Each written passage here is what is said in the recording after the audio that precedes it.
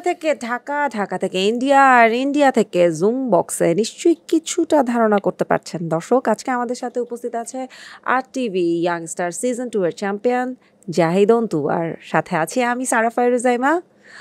অন্তু, কেমন আছো? আলহামদুলিল্লাহ, অনেক ভালো। আপনি? আমি খুবই ভালো আছি, তোমাকে পেয়ে খুব ভালো লাগছে। যেহেতু আমাদের আজকে আড্ডা শুরু, তাহলে শুরু থেকে গল্প শুরু করি। ইয়াংস্টারে আসার যে চিন্তা ভাবনা, ওই শুরুটা কেমন ছিল? অ্যাকচুয়ালি আমি ভাবছিলাম যে এমন কোনো প্ল্যাটফর্মে যেতে যেখানে র ভয়েসের মূল্যায়নটা হবে, কারণ আমি তো সফটওয়্যার বেসড গান করিনি এর আগে। যেমন আমার কোনো স্টুডিও আমি কখনো বানাইনি, আমি নর্মালি জায়গায় ওটাই আপলোড করি সবসময় পেজে। সো আমি বলবো যে RTV একটা পারফেক্ট প্লেস ছিল যে নিজের এই প্রতিভাটুকু তুলে ধরার জন্য। সো আমি যখন প্রথম দিকে আসার পর আমি একটু নার্ভাস ছিলাম, যে কারণ যখন অডিশন দিতে আসছি দেখা যায় যে ম্যাক্সিমাম ছেলে মেয়ে আমাকে আগে থেকে চেনে, এই যে ফেসবুকে দেখেছে আগে। তো একটু ভাবছিলাম যে আশা কি ঠিক হলো। তারপর প্রথম রাউন্ড হলো আমাদের। আমি নার্ভাস ছিলাম, অনেক নার্ভাস ছিলাম। আমার ওই ক্লিপটা আমি দেখি এখনও, একটা গান ছিল এমনও তো প্রেম হয়। So my voice was shaking, আমি শেক করতেছিল ভয়েস, আমি অনেক নার্ভাস হয়েছিলাম। প্রথম যে তালটা ধরে ওটাও অনেক স্লো ধরে ফেলেছিল। সো আমি অনেক আস্তে আস্তে গাচ্ছিলাম। সামহাও প্রথম রাউন্ড কোয়ালিফাই করার পর আমাদের সেকেন্ড রাউন্ড হয়।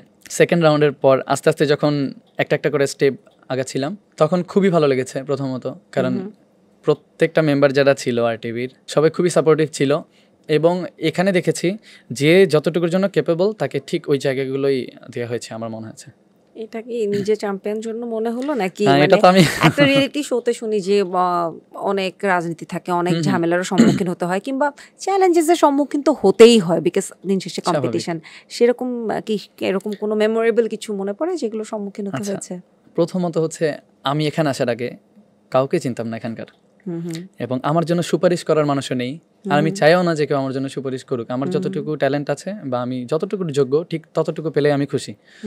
সো সাপোর্ট করা বা সামনের দিকে আগানোর জন্য কোনো হেল্প নেওয়া থার্ড পার্টি থেকে, এটা আমি কখনোই করিনি এখন পর্যন্ত, এটা আমি বলতে পারি। সো বলবো যে এখানে যতটুকু যা হয়েছে আমার কাছে খুবই ফেয়ার ছিল সব কিছুই, এবং আমার ভালো লেগেছে আর কি পুরো জার্নিটা। যদিও তুমি বলছিলে যে তুমি একটু নার্ভাস ছিলে, সে কি ছিলে, কিন্তু যতদূর আমার মনে পড়ে যে তুমি নাকি ওভার কনফিডেন্ট ছিলে, এবং সেটা নিয়ে কথা হয়েছে একটা সময়, একটু মন খারাপ, কান্নাকাটি হয়েছে, একটু আমার সাথে শেয়ার করো। আচ্ছা, সেকেন্ড রাউন্ড হয় যেদিন, পিয়ানো রাউন্ড ছিল, তো ওইটাতে আমি কোন গান গেয়েছিলাম ঠিক মনে নেই, তবে ওই গান গাওয়ার পরে আমার একটা অভ্যাস আছে কি, আমি গান গাওয়ার সময় অনেক হাসি। হ্যাঁ, তো আমি জানি না স্যারের মনে হয়েছে যে অনেক ওভার কনফিডেন্ট, আমাদের শ্রদ্ধেয় বিচারক ইমন সাহা স্যার। তো স্যার আমাকে ডিরেক্ট বলেছিল যে অন্তকে অনেক ওভার কনফিডেন্ট মনে হয়, which is very bad I think for your career also. তখন আমি আসলে নেগেটিভ নেইনি ব্যাপারটা, বাট আমার সবসময় এটা মনে হয় যে আমি ডিজার্ভ করি, এটা আমার মনে হয়, আমি নিজেকেও বোঝাই যে হ্যাঁ হয়তো ওই জায়গাগুলো আমি ডিজার্ভ করি, দেখেই আমি হাসি, আমি হেসে হেসেই গাই, অত টেনশন মাথায় রাখতে চাই না কখনোই। তো আমার মনে হয় না যে ওভার কনফিডেন্সের যে ব্যাপারটা, আমি সেটা হয়তো প্রুভ করেছি যে ফার্স্ট হয়ে বা এরকম কিছু। তো ওভার কনফিডেন্সের, বাট তুমি কনফিডেন্ট? হ্যাঁ, আমি কনফিডেন্ট অলওয়েজ, ইভেন সব জায়গাতে। আমি যেটা আমি জানি যেটাতে আমি ভালো, ওটাতে আমি যতটুকু জানি তার থেকে বেশি আর কি ট্রাই করি যে নিজের বেস্টটা দেওয়ার জন্য। সো নিজের বেস্ট যখন আমি দিতে যাব, আমার নিজের সাপোর্টটুকু করতে হবে যে হ্যাঁ আমি পারবো, আমি ক্যাপেবল অ্যান্ড আমি এটা যোগ্য। সো আমি ওটাই করি। এটাই গানের প্রতি ভালোবাসা বা গানের সাথে জার্নিটা শুরু কোথা থেকে? আচ্ছা, গান বেসিক্যালি একদমই ছোট থেকে শেখা আমার, একদম ছোট থেকে। আমি যখন খুব সম্ভবত 2 or 3-তে, তখন আমার স্কুলের একটা প্রোগ্রাম ছিল, তখন আমার কোনো প্রাতিষ্ঠানিক শিক্ষা ছিল না গান নিয়ে। একটা পিকনিকে স্কুলের, আমি জাস্ট স্টেজে উঠে গিয়ে বলে আমি একটা গান গাইবো, এরকম। হ্যাঁ, নিজে থেকে আমাকে, আমি তখন খুবই ছোট ছিলাম, তখন মাইক নিয়ে একটা গান গেয়েছিলাম আমাদের স্কুলের পিকনিকে। এটার পর আমাদের যিনি প্রিন্সিপাল স্যার ছিল, শ্রদ্ধেয় তোফাজ্জল স্যার, উনি বেসিক্যালি ব্যাপারটা ফাইন্ড আউট করে যে there is something special in this little boy. তো এটার পরে আমার বাবা মাকে ইনফর্ম করে যে ওকে এই দিকটাতে যদি আপনারা সাপোর্ট করেন ও ভালো করবে। আমার বাবা মা আমার ফ্যামিলি সবসময় সাপোর্টিভ ছিল। আমাকে ওইটার পর থেকেই টিচার দেওয়া হয় বাসায়। আমার বাসায় এসে শেখাতে আমার এই পর্যন্ত 6 থেকে 7 জন টিচার ছিল গানেরই, অ্যান্ড যেগুলো আমার বাবা মাই আমাকে প্রোভাইড করেছে, সবসময় হেল্প করেছে। তো এইভাবে আর কি ওখান থেকে আস্তে আস্তে আস্তে আস্তে জার্নিটা। রিয়েলিটি শো থেকে তোমার আসা, রিয়েলিটি শোর এই প্ল্যাটফর্মটাকে কতটুকু সত্যি মনে হয় তোমার কাছে? আমার কাছে এটা 100% সত্যি মনে হয়েছে, কারণ আমি এখানে ছিলাম। কারণ আবার বলছি, আমার কোনো সাপোর্ট ছিল না, আমাকে কেউ চিনতও না এখানকার RTV। সো আমাকে কেউ হেল্প করবে না, যে মানে যোগ্যতা কম স্টিল ফার্স্ট হয়েছে এরকম আমার কখনো মনে হয়নি। আর ওই বললাম যে আমার কোনো সাপোর্ট ছিল না, কেউ আমাকে সাপোর্ট করেনি বা আমাকে কেউ এটা বলেনি যে তোমাকে চ্যাম্পিয়ন করে দিব, এটা করে দিবে না, কেউ করেনি। মানে এটা তো করা উচিতও না। সো আমি সেই জায়গা থেকে বলতে পারি যে এটা একদমই ফেয়ার ছিল পুরোটা, মানে আমার জন্য। বাদবাকিদের কথা আমি জানি না। এখন একটু বর্তমান ইস্যুতে আসি, স্টুডেন্ট আন্দোলন, যেখানে তুমি একদম শুরু থেকে সক্রিয় ছিলে। তো এখন তো যে যে জন্য আন্দোলন, যে দফাগুলো ছিল 6 দফা, 1 দফা, সবগুলো দফায় স্টুডেন্টরা জয়ী। এখন এই 5 আগস্ট বা 36 জুলাইয়ের পরবর্তী সময়টাতে এখন কি মনে হচ্ছে যে দাবি দেওয়াগুলো তো পূরণ হলো, এখন আমরা আসলে কোন দিকে যাচ্ছি, এখন কি মনে হয়? আসলে আমি যতটুকু আমার মনে হয় যে আমরা যেটার জন্য ফাইট করেছি সে কাজটা আলহামদুলিল্লাহ হয়েছে। আমি চাইবো যারা পরবর্তীতে ক্ষমতায় আসবে তারা যেন আবার সেম কাজটা না করে। ক্ষমতা খুবই কি বলবো, ভালো আবার খারাপও, খারাপ দিকটাই বেশি ক্ষমতার। কারণ একটা মানুষ হঠাৎ করে এত বড় ক্ষমতা পেয়ে গেলে হঠাৎ করে দেখা যায় যে তার মধ্যে অনেক চেঞ্জেস চলে আসে। সো আমি চাই না যে এমন কারো হাতে দেশ যাক যারা আবার সেই আগের মতো সেম জিনিসগুলো রিপিট করবে। এটার জন্য কেউই ফাইট করেনি, সবাই ছিল, নট জাস্ট আমি, বাংলাদেশের প্রত্যেকটা মানুষই ছিল, যতদূর আমি জানি সবাই এই প্রোটেস্টে ছিল। তো সবার একটাই দাবি দেশটাকে সুন্দর করার জন্য। কেউ কিন্তু আর অন্য কোনো ইন্টেনশন নিয়ে আসেনি। যদি সেই ইন্টেনশনটা পরবর্তীতে আমরা দেখি, আমরা আবার আমাদের ভয়েস রেজ করব অবশ্যই। যে সময়টা ভয়েস রেজ করেছিলে, সোশ্যাল মিডিয়াতে অ্যাক্টিভ ছিলে, সশরীরে আন্দোলনে যুক্ত ছিলে, তখন কি কি সম্মুখীন হতে হয়েছিল তোমাকে? বেসিক্যালি আমার ফ্রেন্ড লিস্টে, আমি যেহেতু ঢাকা ইউনিভার্সিটিতে পড়ছি, সো ওখান থেকে এই রাজনীতিটা শুরু হয়। সব ভাইটাল নেতা যারা যারা আছে, নামই মেনশন করি, সাদ্দাম, ইনান, সৈকত, তো এরা যারা আছে এদের সাথে আমাদের দেখা হয়তো এইভাবে যে আমি তো গান গাই, প্রোগ্রাম হলে দেখা যায় যে পার্সোনালি এসে কথা বলতেছে বা কোনো প্রোগ্রামের জন্য ইনভাইট করতেছে যে তো এখানে প্রোগ্রাম করতে হবে। এখন দেখা যায় যে ওরাই যেহেতু সব প্রোগ্রাম অ্যারেঞ্জ করছিল, সো অ্যাজ এ আর্টিস্ট আমাদের যেতে হতো প্রোগ্রামগুলোতে। এমন না যে আমি কোনো ছাত্রলীগ বেসড কোনো প্রোগ্রাম করেছি, আমাদের ক্যাম্পাসের যেগুলো হয় সেগুলো আমরা করি, ওরাই অর্গানাইজ করে। সো এই জায়গা থেকে সবার সাথে পরিচয় ভালো। এখন আমি যেদিন থেকে, আমি 15 তারিখ রাত থেকেই পোস্ট করছি। 15 তারিখে রাতে যখন প্রথম শুরু হয় আমি তখন স্পটে, আমি তখন TSC-তে তখন লাইভ করেছিলাম। তো সবাই জানেই যে হ্যাঁ ও এটাতে যুক্ত। আমাকে আমার ক্যাম্পাসের যারা আছে, মানে পলিটিক্যাল যারা, ওদের একটাই যে তুমি কেন এটাতে, আই ওয়াজ লাইক কেন থাকবো না। আমাকে কিন্তু চেনে, এরপরেও এমন হয়েছে যুক্ত সেলিব্রিটি, এবং তুমি যখন একটা কথা সোশ্যাল মিডিয়াতে বলছো, পোস্ট করছো, মানুষ দেখছে, ভয় কাজ করেনি তখন একটা সরকারের বিরুদ্ধে আন্দোলন করা? হ্যাঁ, ভয় বলতে ভয় কাজ করেনি, কারণ আমি 17 তারিখে কিন্তু আমি আবার TSC গেছি যখন ছাত্রলীগের সমাবেশ চলে। আমি তখন TSC গিয়ে বসে বসে সাকিবের দোকানে চা খাচ্ছিলাম আর দেখছিলাম যে ওরা কী কী করছে। তখন দেখলাম যে TSC-টা বেসিক্যালি ওদের অস্ত্রাগার, ওখান থেকে স্ট্যাম্প, স্টিলের পাইপের যে ইয়েগুলো, লাঠিগুলো, তারপরে মানে অস্ত্র সামগ্রী যা যা আছে সব TSC থেকে ওরা বের করতেছে।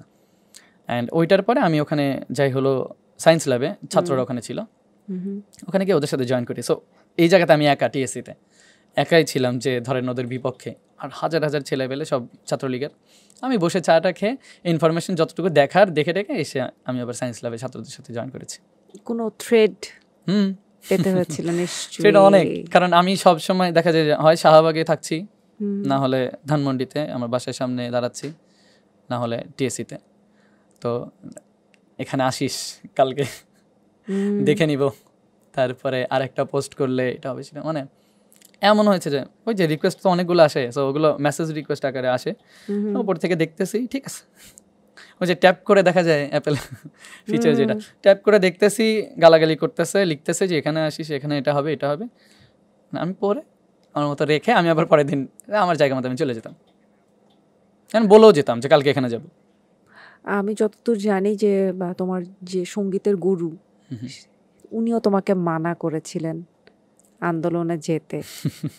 হ্যাঁ করেছিল, পরবর্তীতে ওনাকে দেখেছি পরবর্তী থেকে উনি যুক্ত সাপোর্টিং রোল প্লে হয়েছে, করতে। যুক্ত হয়েছিল তোমার সাথে? অ্যাকচুয়ালি সবাই তো প্রথম দিকে আর বুঝতে পারেনি যে এটা আসলে আন্দোলনটা কোন দিকে মোড় নেবে বা কি। তো আমি কারো দোষ দিব না, হইতেই পারে, কারণ তারা তো আর মাঠে এসে দেখতেছে না। বাসায় থেকে যতটুকু বোঝা যায় অতটুকু তো মনে হচ্ছে যে না ওর একটা ব্রাইট ফিউচার আছে, ওর ক্যারিয়ার ভালো, সো বাসায় থাকা বেটার, ও যেন এগুলোতে না যায়, শিল্পী মানুষ এরকম। আমার এটা কখনো মনে হয়নি যে আর্টিস্টরা কথা বলবে না, কে বলবে? আর্টিস্ট মানে আমরা যদি কথা বলি দেখা যায় যে সেক্ষেত্রে বেশি মানুষ জানতে পারে। অ্যাজ এ মিডিয়ায় কাজ করেছি বলা যায়। দারুণ সাহসিকতার পরিচয় দিয়েছো। একটা সময় তো বগুড়াতেও গিয়েছো আন্দোলনের মাঝেই, এবং সেখানে আন্দোলনে সক্রিয় থাকতে। বগুড়া যখন গিয়েছিলাম, বগুড়াতে ছাত্রলীগ যারা করে বেসিক্যালি সবার সাথে সম্পর্ক আগে থেকে ওই, আমি তো আর্টিস্ট, আমার সাথে কারো সম্পর্ক খারাপ নেই, সবার সাথে সম্পর্ক ভালো। বাট ওই যে প্রথম দিক থেকেই পোস্ট করছি বা দেখছি, তো আমি যখন বগুড়া যাই ছাত্রলীগের ছেলে পেলে যারা আছে ওরা এসে দেখা করেছে। বগুড়ার এমপি যিনি রিপু, উনি বেসিক্যালি ডেকে পাঠিয়েছে যে অন্তর সাথে বসতে চাই, ওদের থেকে মতামত শুনতে চাই, কি চায় বা ওদের চিন্তা ভাবনা কীরকম। তখন 26-27 তারিখ খুব সম্ভবত, না আরও পরে হতে পারে। তারপরে ছাত্রলীগের বেশ কয়েকজন, তাদের সাথেও এমন হয়েছে যে দাঁড়িয়ে চা খাচ্ছি আর গল্প করছি যে ওরা আসলে কী ভাবছে। ওরা মানে সবার একটাই কথা যে ভাই আমরাও তো চাই না, আমরা জানি নেত্রী ভুল করছে এরকম এরকম, তো এরকম নর্মালি। তারপরে দেখি যে আমার নামে ওই 1 তারিখে, খুব সম্ভবত 1 তারিখেই আমি বগুড়াতে আসলে আমি প্রোটেস্টে ওইভাবে যাইনি যে একদম রোল প্লে করতেছি প্রথমে গিয়ে, ওটা যাইনি কারণ আমি ওই শহরে থাকি না এখন আর। সো আমি যখন যাই আমি ট্রাই করি মোটিভেট করা, সব আরও যেন কিছু মানুষ আসে। সো আমি কখনোই চাইনি যে আমি সামনে গিয়ে দাঁড়াবো, বা দরকার নেই, যারা করছে ওরাই করুক, আর আমি ওখান থেকে চলে আসবো, অযথা ঝামেলা করে লাভ নেই। বাট আমি একদিন গিয়েছিলাম 1 তারিখ খুব সম্ভবত, পরের দিন আমার নামে কেস হয়। অ্যান্ড তারপরে তো আমি ঢাকায় আসি, আবার ঢাকায় আসতে হয়। ঢাকায় যে 2 তারিখে শিল্পীদের যে ইয়ে ছিল রবীন্দ্র সরোবরে প্রোটেস্ট, ওখান থেকে।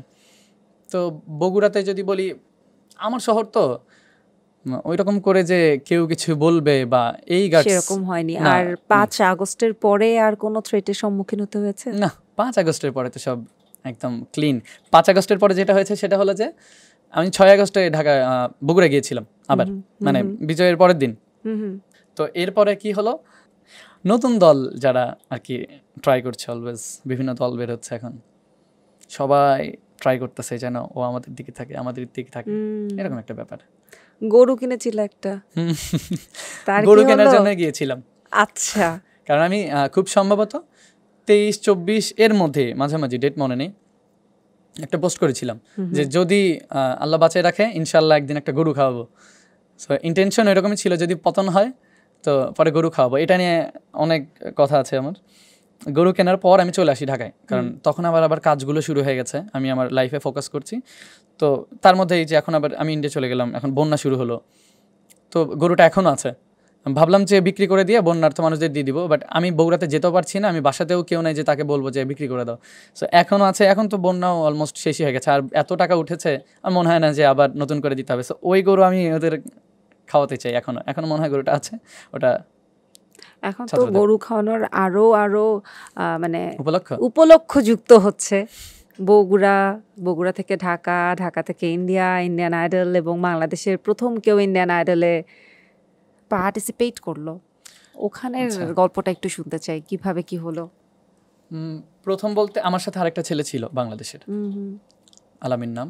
ও সম্ভবত তোমার সাথে ইয়াংস্টারও ছিল, আরটিভি ইয়াংস্টারও ছিল। মানে আমাদের জার্নিটা এইরকম ছিল, আমি শিওর ছিলাম না যে বাংলাদেশি কেউ অ্যালাও কিনা। ওই আমাকে বলেছিল যে চলো আমরা যাই, পসিবিলিটিস হয়তো আছে, চলো যাই। তো যাওয়ার পরে আর কি পাসপোর্ট দিয়ে আমরা আমাদের ফর্ম ফিল আপ করলাম, তারপরে একটার পর একটা তো রাউন্ড হলো। তারপর কোয়ালিফাই করার পর মানে আই ওয়াজ লাইক যে হ্যাঁ, আমারও তখন বিশ্বাস হচ্ছিল যে আরও ভালো কিছু পসিবল। তো ওই প্রথম দিনের পর ইন্ডিয়া থেকে ওখানে আমি অনেকগুলো ফ্রেন্ড বানিয়েছি যারা খুবই ভালো ছিল, খুবই ভালো। এখন ওদের সাথে আমার কথা হয়, খুব ভালো একটা বন্ডিং তৈরি হয়ে গেছে আর কি সবার সাথে। কি হলো এরপরে, মানে আমাদের আমি যতদূর জানি যে কেন বাদ পড়লে বা সেই রিজনটা খুব একটা ক্লিয়ার না, ব্যাপারটা কি এরকম নাকি? না, আমি হয়তো ভালো গাইনি তাই। হয়তো কেন? আমি তো আর বিচারক না, যারা বিচার করেছে হয়তো তাদের মনে হয়েছে। আমি বিচারক- প্রথম রাউন্ড কোয়ালিফাই করি, সেকেন্ড রাউন্ড কোয়ালিফাই করি, থার্ড রাউন্ড হয় আমাদের রাত 10টা-11টার দিকে এরকম। থার্ড রাউন্ডে আমি কোয়ালিফাই করতে পারিনি। আমাদের দেশে এখন যেহেতু ইয়াংস্টার সিজন 2 তে চ্যাম্পিয়ন হয়েছে, কাজ করা হচ্ছে, এখন তো অনেকের সাথে পরিচয় হয়ে গেছে সঙ্গীতাঙ্গনের, বাট পাশের দেশেও কিন্তু অনেক গুণী ব্যক্তিরা আছেন, অনেক জনপ্রিয় সিঙ্গার আছে, এরকম কারোর সাথে দেখা হওয়া, পরিচয় হওয়া বা তাদের কোনো কমেন্ট শোনা হয়েছে? জিৎ গাঙ্গুলি স্যারের একটা পেজ থেকে আমার গান শেয়ার করা হয়েছিল এর আগে। আর ইন্ডিয়ার কথা যদি বলি, ওদের ট্যালেন্ট নিয়ে কোনো ডাউট নেই, ওরা মারাত্মক ভালো গায়, মারাত্মক ভালো গায়। ইভেন যারা সেকেন্ড রাউন্ডে ছিল ওরাও ভালো গায় সবাই। আর আমার যেটা অভিজ্ঞতা হয়েছে বাংলাদেশ আর ইন্ডিয়ার মধ্যে যদি বলি, ওরা তো গানকে ভক্তি করে কাইন্ড অফ, মানে ওটা একটা প্রার্থনার শিক্ষা। ল্যাঙ্গুয়েজ। হ্যাঁ হ্যাঁ, অনেক সুন্দর গায় সবাই ইন্ডিয়ান যারা আছে, এবং আমার যারা ফ্রেন্ড হয়েছে ওরাও খুবই ভালো গায়। মানে সবার আলাদা আলাদা ইন্ডিভিজুয়াল কিছু ট্যালেন্ট আছে। কোনো মেয়ের ভয়েস হয়তো খুব ডিপ লাউড গাচ্ছে, মানে একদম পাওয়ারফুল একটা ভয়েস, কোনো ছেলে এত সুইট গাচ্ছে এরকম। তো আমার কাছে সবাইকে খুব ভালো লেগেছে ইন্ডিয়াতে যারা আর কি আমার সাথে ছিল। কিন্তু আমাদের তো বাংলাদেশে জাহিদ অন্তুর গানও খুব পছন্দ, একটা গান শুনি তাহলে। হ্যাঁ, যদি হিমালয় হয়ে দুঃখ আসে এই হৃদয়, সে কিছু নয় শত আঘাতেও, নিঃস্ব যে আজ তারাবার হারানোর ভয়, কি ভুলে আমি এত সয়েছি যে ব্যথা, কি করে ভুলেছি অতীতের কথা, জানতেও পারবে না কেউ তা, জানতেও পারবে না কেউ তা। বাহ, দারুণ দারুণ পছন্দের একটা গান শুনে ফেললাম। ইন্ডিয়ান আইডল মানে একটা বাংলাদেশের পর একটা দেশে তো যাওয়া হলো, এর পরবর্তীতে আর কোনো দেশে বা আর কোনো রিয়েলিটি শোতে সঙ্গীতের কোনো কম্পিটিশনে যাওয়ার ইচ্ছা আছে নাকি? আমি আমার দেশকে রিপ্রেজেন্ট করতে চাই আমার থ্রু আউট দ্য লাইফ। আমি এটাই ট্রাই করেছি সবসময়, এখনও চাই। আমার টিল দ্য লাস্ট ব্রেথ আমি এটাই চাইবো, আমার দেশকে রিপ্রেজেন্ট করতে, কারণ এটা খুবই সৌভাগ্যের ব্যাপার নিজের দেশকে রিপ্রেজেন্ট করা। আর যেহেতু আল্লাহ আমার মানে ওই রকম একটা ট্যালেন্ট আছে বা গড গিফটেড কিছু, সো আমার প্ল্যান ওই রকমই যে আরও ভালো কিছু করা, আরও ভালো কিছু করা মানে রেগুলারলি। আর আমি একটা বিষয় ক্লিয়ার করতে চাই, ইন্ডিয়াতে যে ব্যাপারটা হয়েছে, আমি ম্যাক্সিমাম টাইমে দেখা যায় যে আমি হিন্দি গান অনেক বেশি গাই, বিকজ আমার ওদের যে কালচার, গানের যে কালচার, এটা পুরো ওয়ার্ল্ড ওয়াইডই বিখ্যাত, সবাই খুব ভালোভাবেই নেয় ইন্ডিয়ান কালচার। সো আমার ইন্ডিয়ান গান খুব ভালো লাগে, দ্যাটস ওয়াই আমি গাই সবসময়। অ্যান্ড আমার স্বপ্নও আছে ওইদিকে কাজ করার, বাট সামহাও একটা মিসকনসেপশন হয়েছে, একটা ব্যাপার নিয়ে মিসআন্ডারস্ট্যান্ডিং হয়েছে যে আমার একটা পোস্ট নিয়ে আর কি। সো আমি একটা পোস্ট মজা করে করেছিলাম, সেটা নিয়ে হয়তো তারা ভাবছে যে আমি হয়তো তাদের বিপক্ষে, বাট এরকম কিছু না। আমি জাস্ট এটা ক্লিয়ার করছি, জাস্ট একটা ফান পারপাস থেকে পোস্টগুলো করা। But I love there culture, and আমি চাই, যেহেতু আমি হিন্দি গানগুলোই ভালো গাই, সো এমন না যে বাংলা ভালো গাচ্ছি না, বাট আমার হিন্দি গান বেশি শোনা হয়েছে আসলে, এটা ট্রু, ছোটোবেলা থেকেই। সো আমি চাই যে আরও সামনে ভালো কিছু করার, এবং সামনে যে প্রতিযোগিতাগুলো আছে এগুলোতে আমি আমার ক্যাপাবিলিটি বা আমি কতটুকু ডিজার্ভ করি সেটা আমি জাস্ট শো করতে চাই, এটাই। গান নিয়ে আর কি প্ল্যান? সোলো অ্যালবাম করা বা সোলো গান করা, বা অফার আসছে কিনা প্লেব্যাকের? এখন তো সেভাবে মানে আগে যেরকম কনসার্টটা কিন্তু আমাদের দেশে অনেক দিন পর একটা কনসার্ট কালচার খুব সুন্দর করে তৈরি হচ্ছিল, আস্তে আস্তে খুব সুন্দর কনসার্ট হচ্ছিল, যেটা আবারও খানিকটা দমে গেল। আই থিঙ্ক এখন হয়তো দমে গেছে, বাট আবার হবে, কারণ ছেলেপেলের মেন্টালিটি তো এখনও ওই রকমই আছে, এটা তো আর চেঞ্জ হয়নি। সো আমাদের যে প্রোগ্রামগুলো হয় বাংলাদেশে সেগুলো খুব তাড়াতাড়ি আবার রিকভার করে উঠবে, আমি এটা আশা করি। আর এখন যে সিচুয়েশন না, এখন সত্যি বলতে যে এরকম কনসার্ট করার বা এখন দেশ গঠন করা নেই, সবাই ব্যস্ত। সবাই এখন রাজনীতিক আলাপ হয়, মানে রাজনৈতিক আলাপগুলো সবগুলো জায়গাতে হয় এবং এটা সবাই খুব ভালোভাবে নেয়, কারণ একটা সুস্থ রাজনীতির দিকে আমরা এগোচ্ছি। সো আমি বলবো যে হয়তো কিছুদিন সময় লাগবে, বাট তারপরে আবার সেই কালচারটা ফিরে আসবে ইনশাল্লাহ। আর তোমার কি প্ল্যান নিজের গানের ক্যারিয়ার নিয়ে? এখন তো আমি মৌলিক গান অনেকগুলোই আর কি করে ফেলেছি অলরেডি, অ্যান্ড এখনও 8-10টার মতো গান পেন্ডিংয়ে আছে। 7 তারিখেও শ্যুট আছে গানের ভিডিওর বেসিক্যালি। তারপর আরও বেশ কিছু মানে কি বলবো প্রোডাকশন হাউস বা বিভিন্ন প্রডিউসার যারা আছে অনেকে আর কি অনেকের সাথে কন্ট্যাক্ট হয়েছে। এখন নতুন কাজের সুযোগ অনেক বেশি আসছে। রিসেন্টলি ইয়ামাহা বাংলাদেশের সাথেও কাজ করার একটা সুযোগ এসেছে, আমাদের খুব তাড়াতাড়ি কাজ হবে ইনশাল্লাহ। গানের জগতে যদি তোমার আইডল কে কারা জানতে চাই? এটা সবাই জানে, আমি সবগুলো ইন্টারভিউই বলেছি, আমার আইডল হলো আতিফ আসলাম স্যার। আর আমাদের দেশে যদি বলি, আমার বাপ্পা মজুমদার স্যারের গান ভালো লাগে, তারপরে তাহসান ভাইয়ের গান ভালো লাগে। দেখা করার সুযোগ হয়েছে ওনাদের সাথে নাকি এখনো? না, এখনো কারোর সাথে দেখা হয়নি। হয়ে যাবে। আমি শুনলাম যে এই যে হাসি মুখে গান গাও, হাসি মুখে সুন্দর করে কথা বলো, এখান থেকে গানের সাথে সাথে নাকি অভিনয়েরও এখন অফার আসছে নাটকের। অফার বলতে আচ্ছা, নিউজটা আমি খুব রিসেন্টলি পেয়েছি যে একটা নাটকের কাজ করার বেসিক্যালি। আমি জানি না আমি কতটুকু ভালো করতে পারবো, but I will try my best and দেখা যাক। যেহেতু নতুন একটা সুযোগ, আমি লাইফে সব সময় চেয়েছি যে এক্সপ্লোর করতে, নিজেকে এক্সপ্লোর করতে, ভেঙে চুরে নতুন করে করতে। দেখা যাক, সেই সুযোগগুলোই তো আসছে। আমি আমার বেস্টটাই ট্রাই করবো যেন বেস্ট কোনো আউটপুট আসে। অ্যাক্টিংয়েও যদি সঙ্গীত শিল্পী না হতো তাহলে কি হতো? বিজনেসম্যান। সঙ্গীত শিল্পী হলেও তো বিজনেসম্যান হওয়া যায়। হ্যাঁ, হচ্ছি তো ইনশাল্লাহ, ট্রাই করছি আর কি। আমি যতদূর জানি যে তুমি অলরেডি এন্টারপ্রেনার, একটা রেস্টুরেন্টও আছে।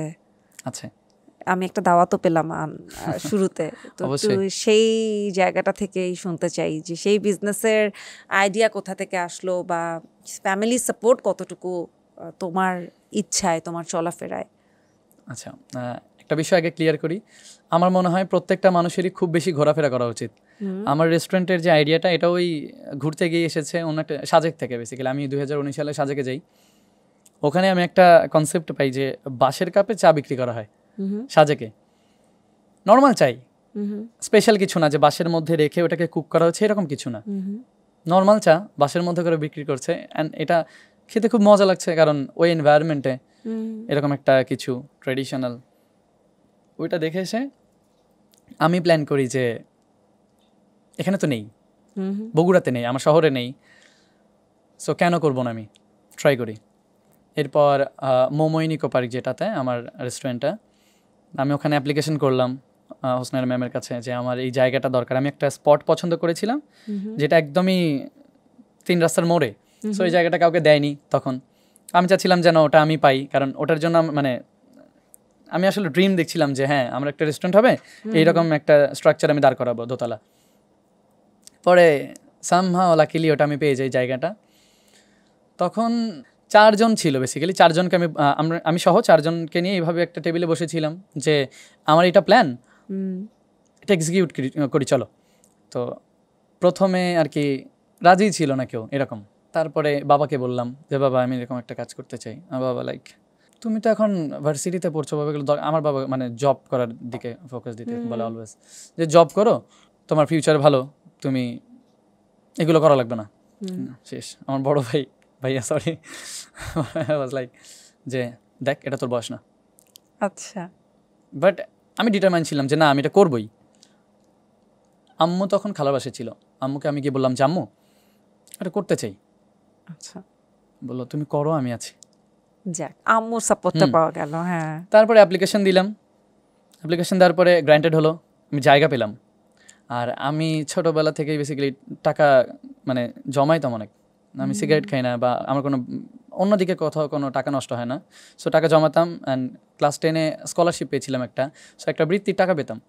অ্যান্ড হাত খরচ বাঁচিয়ে 2-3 লাখ টাকার মতো ছিল কাছে আমার, বেশি হবে একটু। সো ওইটুকু টাকা নিয়ে মানে স্ট্রাকচার দাঁড় করানোটা অনেক টাফ, কারণ জায়গাটা বড় ছিল। সো আমি চিন্তা করলাম যে না, আই থিঙ্ক একটু ডিফারেন্টভাবে চিন্তা করি, তাহলে হয়তো হইতে পারে। সো আমি কনসেপ্ট নিলাম যে বাঁশের ট্রেডিশনাল কিছু ট্রাই করবো, যেহেতু আমার ব্যাম্বুটিরই শখ।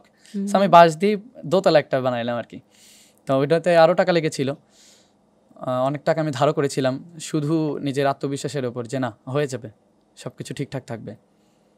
তারপর রেস্টুরেন্ট ওপেন হলো, অ্যান্ড প্রথম দিনই যেটা প্রফিট ছিল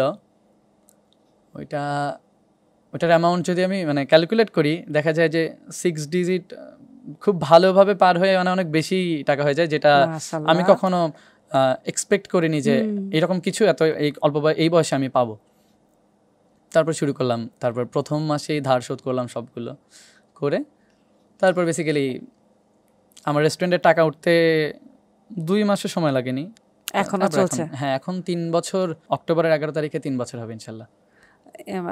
এখন যেটা হয় কি যে সবাই তো ঢাকা কেন্দ্রিক হয়ে যাচ্ছে, মানে সব কিছু মিলিয়ে গুড ফ্যাসিলিটিস, ভালো ইউনিভার্সিটি, অফকোর্স ঢাকা বিশ্ববিদ্যালয় ইজ দ্য বেস্ট, কিন্তু এই যে তুমিও যে এই যে নিজের শহরে একটা করেছো ঠিকই, কিন্তু এই যে ঢাকা কেন্দ্রিক হয়ে যাওয়ার যে চিন্তা ভাবনা, এই জিনিসটাকে আসলে তুমি কিভাবে দেখছো? তোমার ভবিষ্যতে নিজের ফিউচার, নিজের বিজনেসটা আসলে কোথায় করে তোলার ইচ্ছা?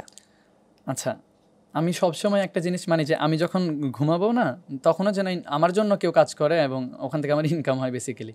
সো আমি তো এখানে, আমি এখন আপনার সামনে বসে ইন্টারভিউ দিচ্ছি বা কথা বলছি আপনার সাথে, ওইদিকে কিন্তু আমার রেস্টুরেন্টে সেল হচ্ছে, সো ইনকাম হচ্ছে, আমি তো ওখানে নেই।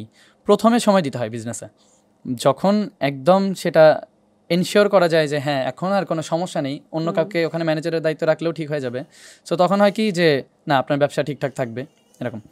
তো এখন আমার খালাতো ভাই বেসিক্যালি ধার্মিক মানুষ, উনি ম্যানেজারের দায়িত্বে আছে, অ্যান্ড ওখানে স্টাফস যারা আছে খুব সম্ভবত 10-11 জনের মতো। আমার কোনো প্রেশার নিতে হয় না, জাস্ট দিন শেষে একটা হিসাব চলে আসে ওটা। কিন্তু আমার প্রশ্নটা হচ্ছে যে তুমিও কি এই ঢাকা কেন্দ্রিক চিন্তা ভাবনাই করছো নাকি প্ল্যানটা কি? আচ্ছা, বিজনেস এখানে ওখানেই থাক, আমি এখানে নিয়ে আসতে চাই না। ফার্স্ট অফ অল আমি ঢাকায় থাকতে চাই, এটা ট্রু, আমি ঢাকায় থাকতে চাই, কারণ এই যে ফ্যাসিলিটিস বলবো বা যাই বলি অপরচুনিটি বেশি। আমি যদি বগুড়ায় থাকি সেক্ষেত্রে দেখা যাবে যে আমার ঢাকায় এসে কাজ করতে হবে। যেমন আজকে দিনেই আমার 3টা কাজ ছিল, সকালবেলা একটা মিটিং ছিল, দুপুরে ইয়ামাহাতে যেতে হয়েছে, এখন এখানে আসলাম, কালকেও কাজ আছে, এইরকমই। সো বারবার যাওয়া আসা পসিবল না, আমি যদি চাইও হয়তো দেখা যাবে ঢাকার বাইরে থাকতে পারবো না। সো প্ল্যান এখানেই আর কি সেটেল হওয়ার। কিন্তু এই যে এত আন্দোলন হলো, এত কিছু তো হলো যে সর্বস্তরে সকল সুযোগ সুবিধা যাতে সমানভাবে পৌঁছায়, কিন্তু যদি তোমরা এই নতুন জেনারেশন যারা এভাবে চিন্তা করো যে এই শহর কেন্দ্রিক, এই রাজধানী কেন্দ্রিক, এই প্ল্যানটা কি এভাবে করা যায় না যে মানে, বা তুমি ভাবছো কিনা, ভাবতে চাও কিনা নতুন জেনারেশন হিসাবে, যাতে পুরো বাংলাদেশটা একই ধরনের ফ্যাসিলিটিসে চলে? হ্যাঁ, রাজধানীর হয়তো বা কিছুটা কম বেশি থাকবে। আমার হোমটাউন তো বগুড়া ফার্স্ট, সো মানে বিগত 16 বছরে খুব ফ্যাসিলিটিস যে পাওয়া গেছে এরকম কিছুই না। নট ইভেন বগুড়া এত ডেভেলপড হওয়ার পরেও একটা এয়ারপোর্ট নেই। আমার যখনই বাসে যেতে হয় আমার বাসে করেই যেতে হয়, 6 ঘন্টা সময় লাগে, ইমার্জেন্সি কিছুই নেই। মানে বলবো যে আমাদের কপাল ভালো যে একটা মানুষ ওখানে আছে যিনি এই কাজগুলো করছে, বগুড়ার ডেভেলপমেন্টের জন্য কাজ করছে। সো একটা হেলিকপ্টার আছে আর কি, ওইটা দিয়ে যাওয়া আসা করা যায়। বাট আমি বলবো যে এত ভালো একটা শহরের কোনো ফ্যাসিলিটিস নেই। আমাদের একটা স্টেডিয়াম ছিল বগুড়াতে, সেটাও অফ করে দেওয়া হয়েছে, একটা এয়ারপোর্ট, সেটাও রানওয়ে এখন অফ। সো ফ্যাসিলিটিস যদি আপনি দিতে চান সমানভাবে, এটাতে মিনিমাম 5 বছর সময় লাগবে। পুরো বাংলাদেশকে যদি ওইভাবে আমরা ডেভেলপ করতে চাই, অ্যান্ড এই 5 বছরটা কোনো ভালো মানুষের থাকতে হবে, খুবই ভালো মানুষের, যে টাকা বিদেশে পাচার করতে চায় না। তাছাড়া আমাদের দেশ তো খুব বেশি বড় না, আমরা যদি 5 বছর চেষ্টা করা হয়, 5 বছরে দেশ অনেক টাকা আছে। তো অনেক সিরিয়াস কথাবার্তা হয়ে যাচ্ছে আমাদের, একটু হালকা করি। এই যে সফল গায়ক বলতেই হবে, যেহেতু চ্যাম্পিয়ন হয়েছে, এন্টারপ্রেনার হিসাবে, বিজনেসম্যান হিসাবে সফল, নিজের মুখেই গল্প শুনলাম, তাহলে জীবনের প্রেম কেমন চলছে? প্রেম নেই, এটা কেমন হলো? এই যে যখন একটা ছেলে এত পপুলার একটা ফিগার, প্রেমের প্রপোজাল তো নিশ্চয়ই পাওয়া হয়। প্রপোজাল কম বেশি একটু পাওয়া হয়। কম না বেশি? কমই।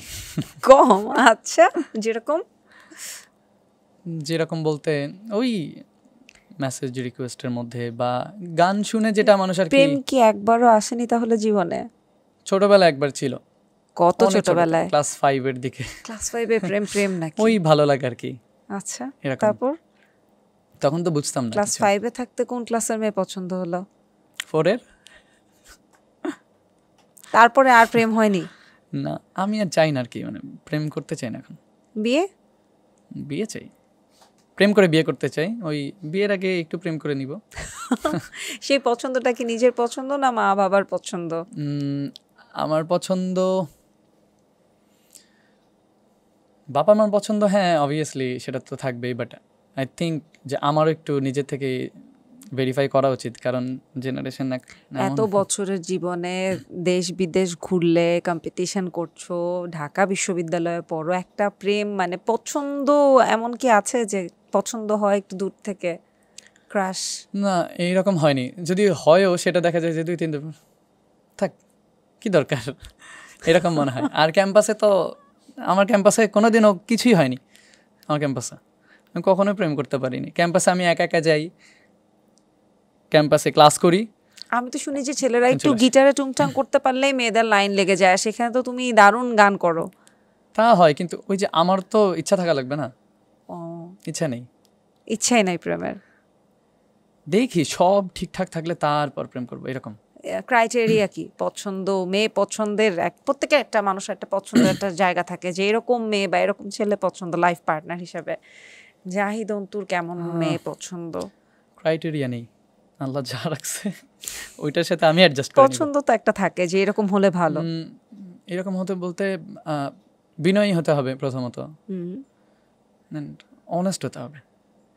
বিনয়ী, অনেস্ট, এবং শুধু আমার, যার আর পৃথিবীর অন্য কোনো ছেলের অ্যাটেনশন পাওয়ার ইচ্ছা থাকবে না, তাকে বিয়ে করে নিব। মানে আমি ছাড়া কোনো ছেলেরই অ্যাটেনশন পাওয়ার যার ইচ্ছা নেই, সেরকম একটা মেয়ে পেলে বিয়ে করে ফেলবো। হিজাবি মেয়ে পছন্দ নাকি? জি, হিজাবি মেয়ে পছন্দ? না না না, এরকম না। ড্রেস নিয়ে আমার কিছু বলা নেই, যার যেরকম ইচ্ছা থাকুক, আউটফিট ম্যাটার করে না। আচ্ছা, বাট ডিপ ইনসাইড সে কতটা রিজার্ভ থাকতে পছন্দ করে, এবং মানে কেন, মোট কথা একটাই, অ্যাটেনশন পাওয়ার কোনো ইচ্ছা নাই বিন্দুমাত্র আমি ছাড়া, এরকম একটা মেয়ে হলেই হবে। যাক, ভালো লাগলো, আড্ডা হলো, মজা লাগলো, আড্ডা দিয়ে একটু দুষ্টামি করলাম। আমাদেরকে সময় দেওয়ার জন্য অসংখ্য ধন্যবাদ। অন্তু, যদি যাওয়ার আগে দর্শকদের উদ্দেশ্যে কিছু বলতে চাও? বলবো যে এখন যে সময়টা আমি পার করছি, আই থিঙ্ক আর কিছুদিন সময় লাগবে একটা ভালো সময়। আমি খুবই একটু ডিফিকাল্টিস মধ্যে আছি বেসিক্যালি। দোয়া করবেন যেন খুব শীঘ্রই সব কিছু ঠিক হয়ে যায়, এবং আমার নতুন যে ক্যারিয়ারের দিকে আমি ধাবিত হচ্ছি সেটা যেন সুন্দর হয়, এবং আমি আপনাদের সব সময় পছন্দের প্রিয় মানুষ হয়ে থাকতে চাই। প্রথম কথা হচ্ছে, আমার মধ্যে কোনো অহংকার নেই, আমি চাইও না যে কখনো আসবে না ইনশাল্লাহ। অ্যান্ড আমার যারা দর্শক আছে, আমি তাদের ক্লিয়ারলি বলতে চাই আমি ওদের অনেক ভালোবাসি, কারণ আমার এই যে ডিফিকাল্ট সময়গুলো যখন যায় না, আমার কিছু বলতে হয় না কাউকে। কেউ যদি আমার নামে খারাপ কিছু বলে, ওরাই দেখা যায় যে মানে আমাকে প্রোটেক্ট করতেছে, ওরাই কথা বলতেছে। সো আমার ফ্যান বেস যদি বলি, আমি খুবই লয়াল, খুবই ভালো, এবং আমাকে খুব ভালোবাসে, আমি ওদের অনেক ভালোবাসি। একদম শেষ করব আমরা। শেষের আগে একটু জানতে চাই যে সামনে তো বাংলার গান সিজন 3 আসছে, এখানে আরও অনেকে নতুন স্বপ্ন নিয়ে নতুন নতুন ছেলেমেয়েরা আসবে এই কম্পিটিশনে অংশগ্রহণ করতে, তাদের জন্য যদি কিছু বলতে চাও? সবাইকে একটা জিনিস বলবো যে আমি তো ইন্ডিয়াতে অডিশন দিয়ে আসলাম, অনেক ভালো ভালো আর্টিস্টও না কোয়ালিফাই না করার একটাই কারণ হচ্ছে যে দেখা যায় আপনি খুবই ভালো গান, বাট আপনি যখন জাজেসদের সামনে যাচ্ছেন, আমাদের ভয়েস শেক করে অনেক ভয়ে, নার্ভাসনেসের জন্য। এই জন্য বলি, নিজেকে এইটুকু বোঝান যে আপনি ভালো গান, তাহলে হবে। অডিশনে গিয়ে কনফিডেন্ট থাকুন, মানুষ বলুক না ওভার কনফিডেন্ট, কোনো সমস্যা নেই, আপনি কনফিডেন্ট থাকুন এবং থ্রোয়িং ডেলিভারিটা পারফেক্টলি দিন। হয়তো দেখা যাবে যে আপনার থেকে যদি কেউ ভালোও গায়, যেভাবে আমরা বিচার করি আর কি, আপনি যদি একটু খারাপও গান, অডিশনে গিয়ে যদি আপনি পারফেক্ট থ্রোয়িং দিতে পারেন এবং পারফেক্টলি গাইতে পারেন, দেখা যাবে যে আপনি তার থেকে অনেক ভালো করবেন। সো কনফিডেন্ট থাকুন এবং খুব ভালোভাবে পারফরমেন্স দেবেন, এটাই আশা করি। থ্যাংক ইউ ওয়ান্স এগেইন, খুব ভালো লাগলো তোমার সাথে আড্ডা দিয়ে, এবং আশা করি তোমার জীবনের পথ চলাটা আরও অনেক মসৃণ হোক, সুন্দর হোক, জীবনের লক্ষ্যে যাতে পৌঁছাতে পারো ইনশাআল্লাহ। Thank you. দর্শক, আজকের মতো আমি সারা ফায়রুজা এখানেই বিদায় নিচ্ছি জুম বক্স থেকে। আগামী পর্বে আবারও নতুন কোনো অতিথি নিয়ে হাজির হয়ে যাব। ভালো থাকবেন।